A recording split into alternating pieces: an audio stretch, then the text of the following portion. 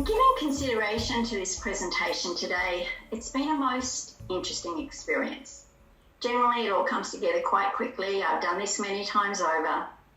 This time, however, I was given a topic from Spirit. And then I was having coffee with my husband and another idea came in.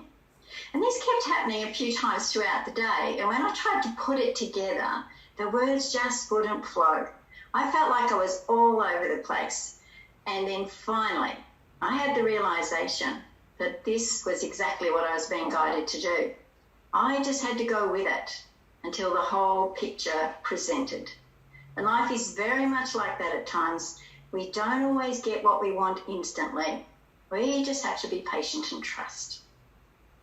Now, there are many times in life, or many things that we need to give consideration to. For example, whether something is a good idea or whether it's not, whether we will go on holidays, and hopefully we will get to do that eventually. But do we go to the same place we love going to, or do we try something different? And so on.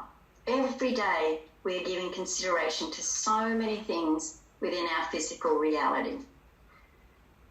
Have you, however, ever considered the gifts within you? And that is our topic for today, the gifts within. We have the very tangible gifts of family, of friends, of finances, and yes, those holidays and more that we're very grateful for.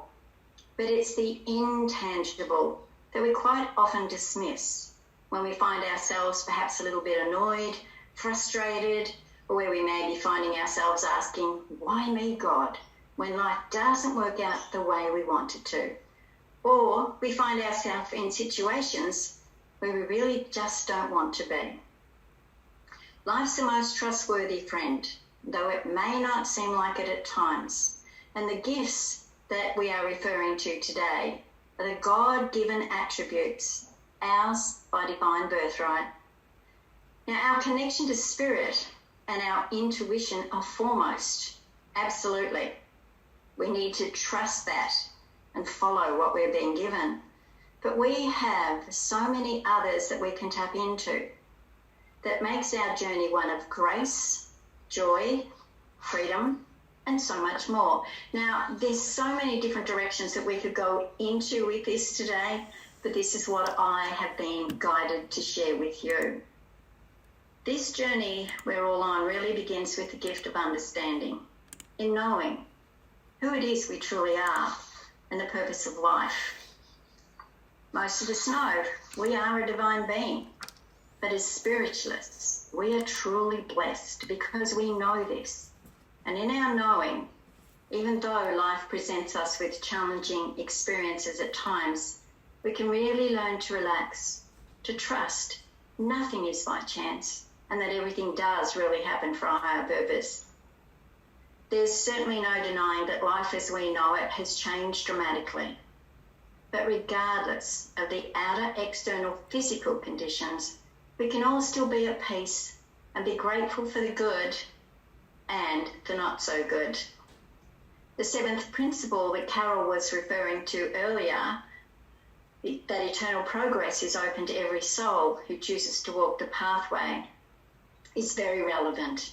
And life has an intelligence that fully supports us in that. For it is in the seemingly not so good that there are very valuable learnings. I was given a picture of a path. And so the question that came was, have you ever stopped and considered the path that you're actually on right now? Consideration is one of those gifts. To spend some time and give thought to that question or any other question for that matter. So, are you actually on the right path, the best path for you? Or are you feeling somewhat lost right now? When I started this journey, I was one who was very lost. Now, most people attribute being lost in relation to a physical locality, but it wasn't that I was in the wrong place. It was that I had no idea who I was. But I didn't know until I had that wake-up call that we get. At that time, I knew nothing about spiritualism, nothing about life after death, and that fabulous connection that we all have with the spirit world. And interestingly, just as I was putting the words together, a message came through onto my phone in a news item which said, "I finally plucked up the courage to leave." One of my friends was in a job she didn't really enjoy because of the people in management and the way that the employees were treated. Everybody around her knew that she really had to leave, but she couldn't. There was a fear of financial insecurity, and what would her husband think, and what would she do? But she actually already had a part-time job she loved somewhere else, with someone who had offered to train her in other areas, but she hesitated for many months. Then life stepped in, as it does, and she finally made the decision to leave. She rang me and said, "I'm going in tomorrow and I'm going to resign, and I want to give my boss a piece of my mind." However, I suggested that she go in with gratitude and to take her business cards because she'd just done a healing course and really wanted to step more onto the healing journey. And because the behaviour of her boss had actually led her to take a much better path. So go in with gratitude. And she did that, and it turned out absolutely fabulously well. Everyone there in the workplace wanted her healing cards, so it was good. Now, you may be one who's on the right path right now, but how does it feel? Does the path feel solid beneath your feet, or are you walking on rocky ground? We know what we are here to do, what we would love to be, to have and to experience. But why isn't it always happening when we want it to, in the way that we want it to? We find we come a little way along the path, then maybe we lose our footing, or we come to a standstill, or something goes wrong. And this is where the gift of realization comes in. Our soul knows the path that we are meant to walk, and we all actually have a joyful destiny that is just waiting for us to fulfill it. But there are rocks that we have to get around and over, big ones and little ones. Rick Schnabel, who is an NLP trainer and coach, stood at his office window once, opened his arms wide and just said, "What if everything I ever thought was wrong?" I went, "Wow, that is interesting." But I discovered those rocks are our beliefs, our perceptions, our conditioning from childhood that literally is the basis and the formulation of our lives in the way that our life happens or our life doesn't happen for us. We sometimes think it can't happen, that we can't have what we want, that we're not good enough, etc.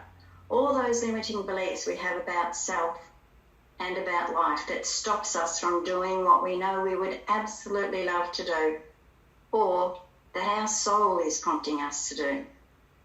I had to return to the teaching profession at one time as my husband had had major surgery. He was told he would be out of action for 3 months, and when he woke up, the surgeon said, "It was so bad, you're out of action for 6 months." Now, I was just beginning this journey. I didn't have any clients, no money coming in the door, and as the circumstances would have it, my husband had no insurance because he fell on the tennis court. So I wasn't very happy. I knew I had to go back into the teaching profession, which wasn't where I really wanted to be, but it was actually where I needed to be. Life really was supporting me, but just not in the way I thought it should. We have to learn to let go of control, absolutely, and know that there's a higher plan in place for us. Now, I walked out of one classroom one day saying, "God, don't ever give me another day like that one again." One very naughty little boy took all my patience and skill to be able to teach the rest of the class, but also to be able to keep him under control at the same time. And his name was Jack.